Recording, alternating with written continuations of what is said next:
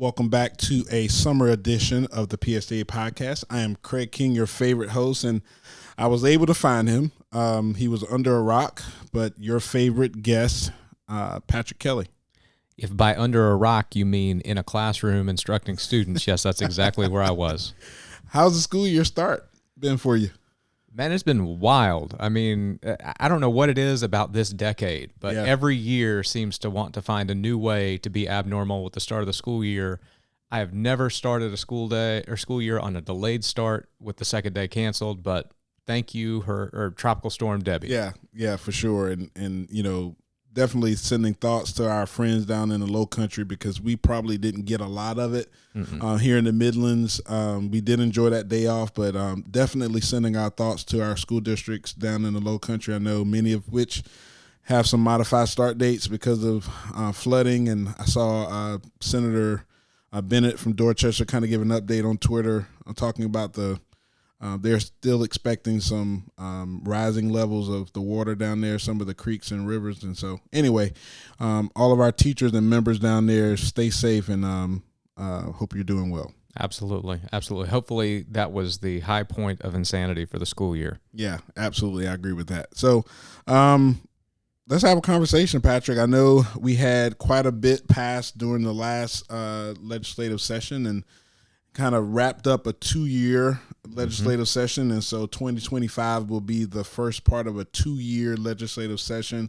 But we've been hearing from members about some of the things that have passed this past session. So let's jump right into it.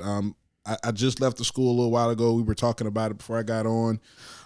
Many schools are starting to institute start planning about what that looks like for them in 2025. And so with the cell phone ban. So let's talk about that first. Sure. So in this year's state budget that the governor signed into law on July 2nd, there is a proviso 1.103 that prohibits students from, quote, accessing an electronic communications device during the school day. That proviso further directs the State Board of Education to develop a model policy for student use or, in this case, disuse of cell phones during the school day, with local school boards required to adopt a policy that, at minimum, incorporates what the state board puts out. The timing of that has obviously been challenging because the governor signed the budget on July 2nd, and our friends that are listening in Aiken County, I'm pretty sure you started the school year about 5 seconds after the governor signed the budget because y'all been at it for a while. And that's a challenge for schools. Every teacher knows from all the way back to our pre-service teaching days, probably reading Harry Wong and first day of school. You got to start your routines and your procedures from day one. But that's hard when the procedure is not done yet. And with this proviso, the State Board of Education never meets during July. That's their month off. And so we're recording this on Monday, August 12th. Tomorrow, Tuesday, August 13th, will be the first time the State Board has met since the governor signed the budget, which means it's their first chance to do anything about the cell phones. But we now know what's coming because the State Department has put out what's going to be in the State Board's model policy.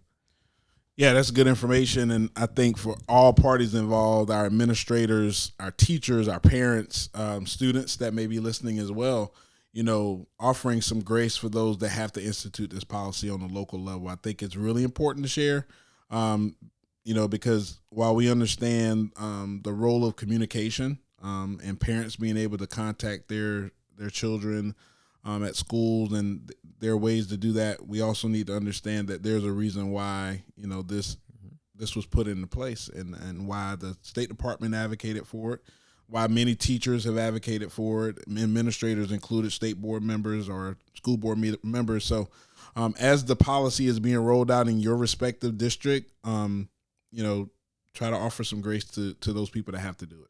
I'd say grace, and I'd say also communicate. People need to know, A, that it's the policy, but also why it's the policy. That's right. One thing I really like that the State Department has done with this policy is on Friday when they posted the draft of the State Board's model policy, and we can talk in just a second about what's in that and what people should know, but the State Department also posted a pre-reading document that basically is the research they were providing for the state board members so the state board could understand the rationale behind the policy. And I love that the State Department put that out publicly, and it draws from research from researchers like the psychologist Jonathan Haidt, who's written a great book, Anxious Generation, about the impact of cell phones and social media on our youth. It drew from the teacher survey that Superintendent Weaver pushed out to teachers in the spring. So it does a good job explaining the rationale, and I think that parents need to understand that, students need to understand that, but people also need to understand it's the law. That's critically important, and I've been telling teachers in the building where I teach and in districts as I've traveled around the state, it is incumbent that families, and I did this morning in my class with my AP government students. I said, look, y'all, this is the law. You're going to have to put your cell phone away. This is something that the governor has signed, the legislature has passed. This is the law, the same as you can't speed going down the interstate or you can't go and rob a store. It is the law. And families and students and educators, but especially families and students, need to understand that when this policy is enforced, it is enforcing the law. This isn't because teachers are being mean to students. It's because we are tasked as certified professionals to uphold the law of the state of South Carolina.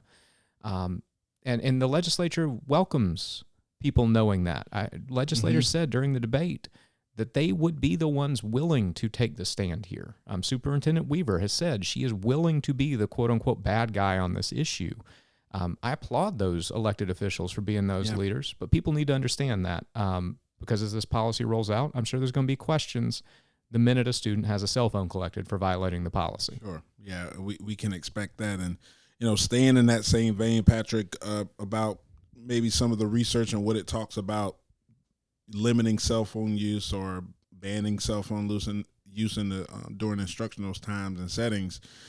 We had another regulation that passed dealing with instructional materials, and I will say the one-pager that we've been providing to our members while we've been doing our traveling this summer, has been very helpful, kind of outlining what that does and what that means for teachers. So let's talk about that for a few minutes. Yeah, I mean, a few things that are important for people to understand is, A, it's important to look at the regulation that actually got approved, because this regulation was revised through kind of multiple versions during the state board process. And I think some people are operating from a belief that version 1.0 from November 2023 is the final product. And it's not. There were significant revisions, many of which were advocated for strenuously by PSTA, that were made. And so it's important to work from the final product, which is why we sent out information to our members and made the one-pager about what's in there. A few things that I think have confused people that they really need to be aware of is, number one, this regulation sets up a two-part test. We've talked about this before for an instructional material to be used. Number one, the material must be aligned to the instructional program of the state. So you got to connect it to standards. Teachers always do that. Yep. That's just best practice. Yep. And number two, the material must be age appropriate.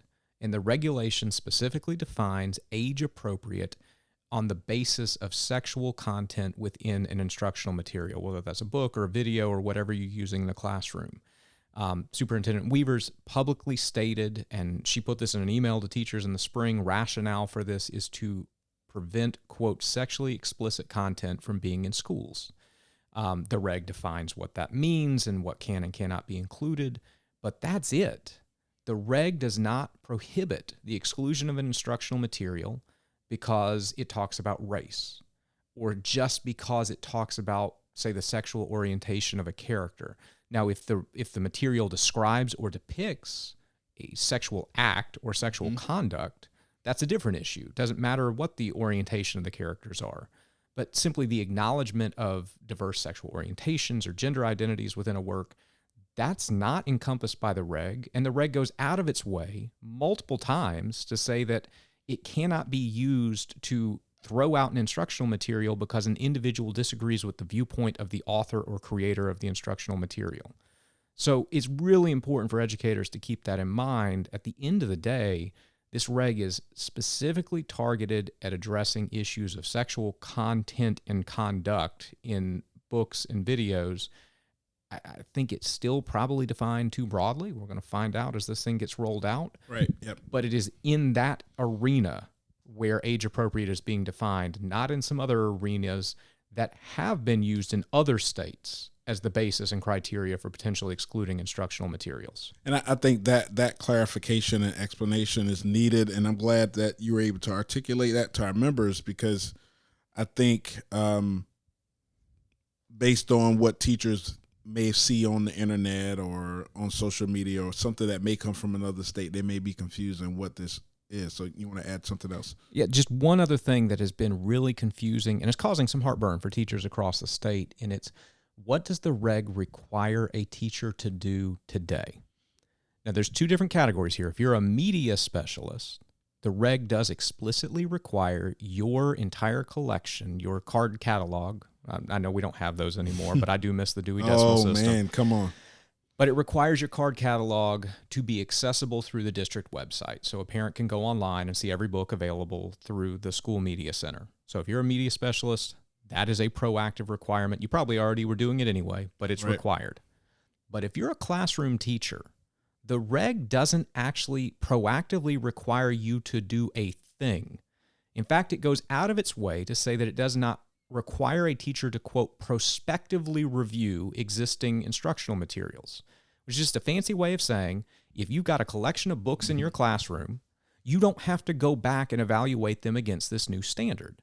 Now, as you accumulate new instructional materials, you do need to make sure it aligns with this new regulation. And that, again, best practice. We always make sure that we're in accordance with the standards and the law and everything else. And this reg is now effectively has the force of law.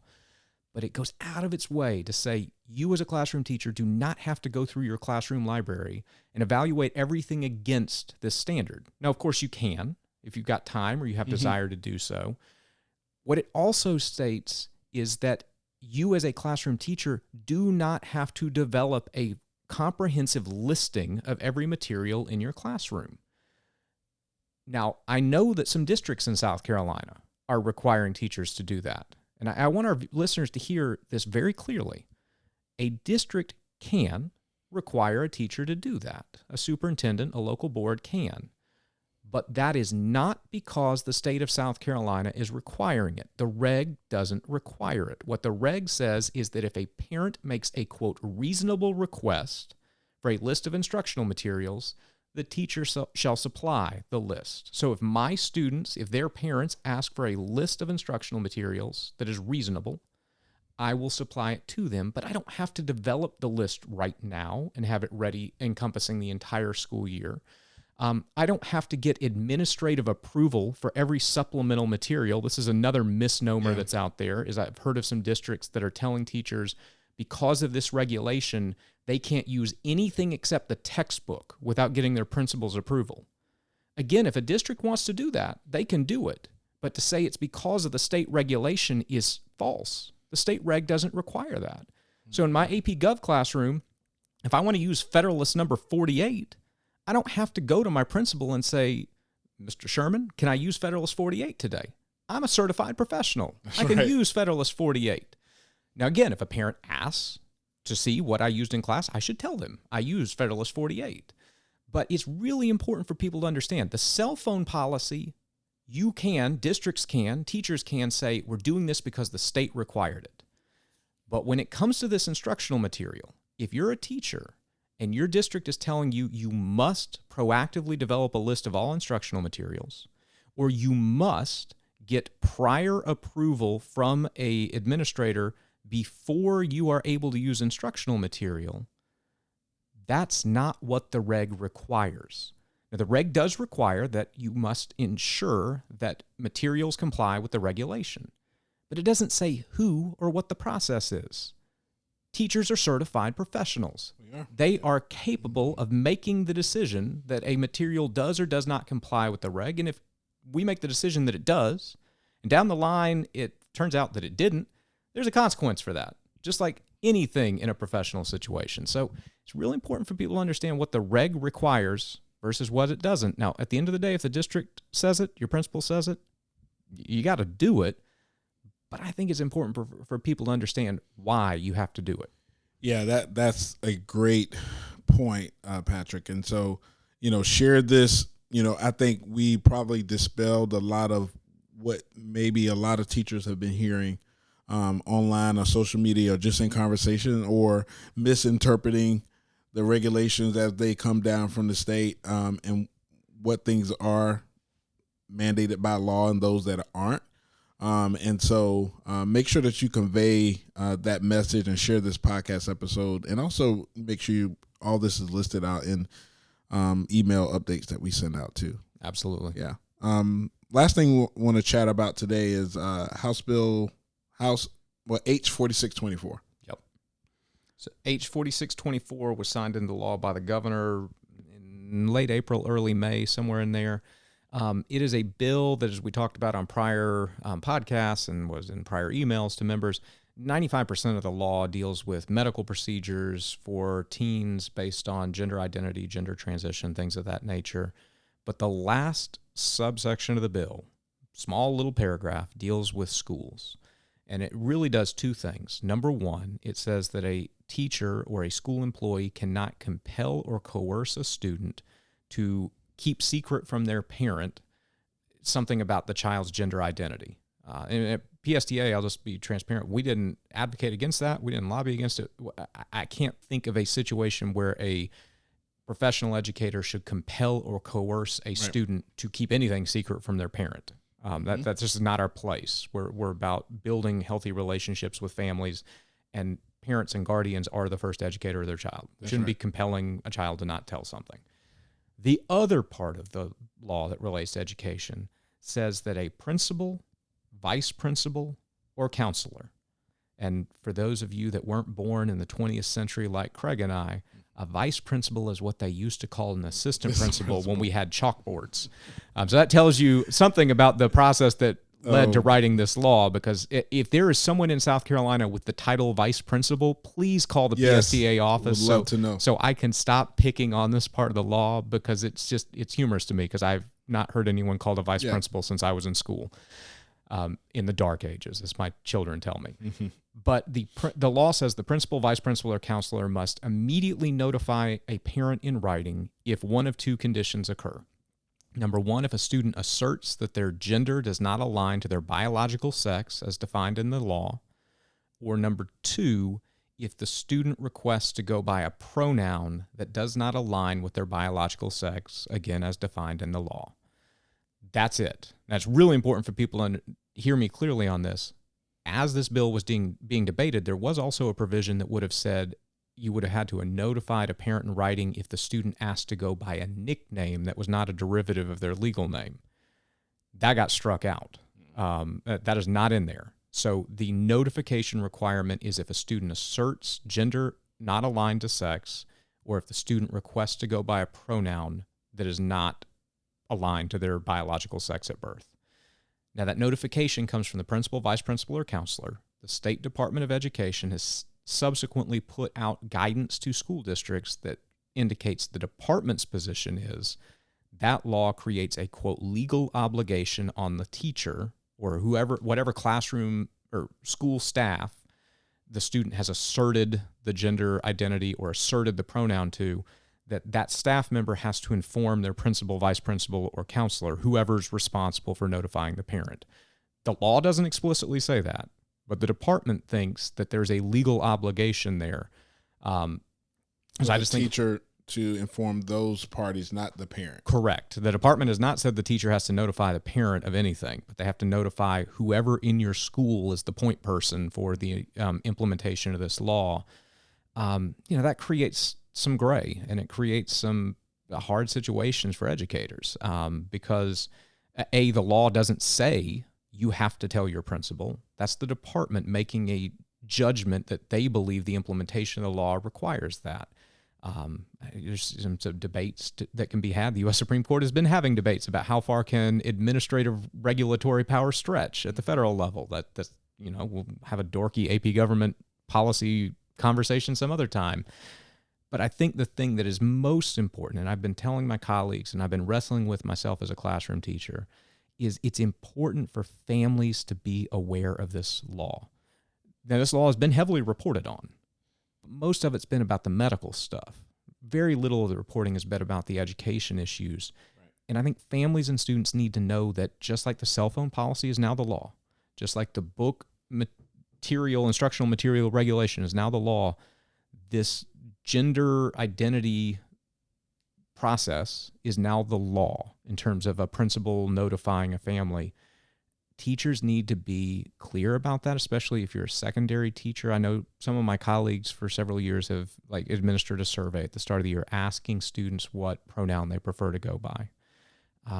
The law doesn't say you can't do that, but I believe as a matter of professional best practice, we need to be clear and transparent with our students up front, because every teacher is seeking to build healthy relationships with their students.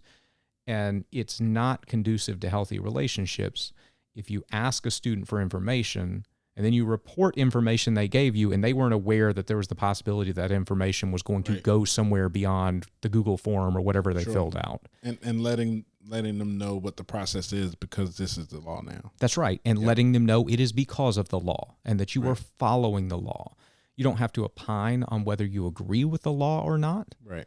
It is what it is in terms of it is the law and it must be followed. But I think we've got to do a good job communicating that, because it hasn't gotten a lot of media attention. There certainly wasn't like a public service campaign by the State Department of Education or by local school boards to make people aware of this new law. If there was somewhere, I apologize to whoever did it. I just haven't seen it. Yeah. So this is a situation where it falls on school-based personnel to make sure that families and students are aware, so that it does not become a detriment to the development of healthy relationships within a school.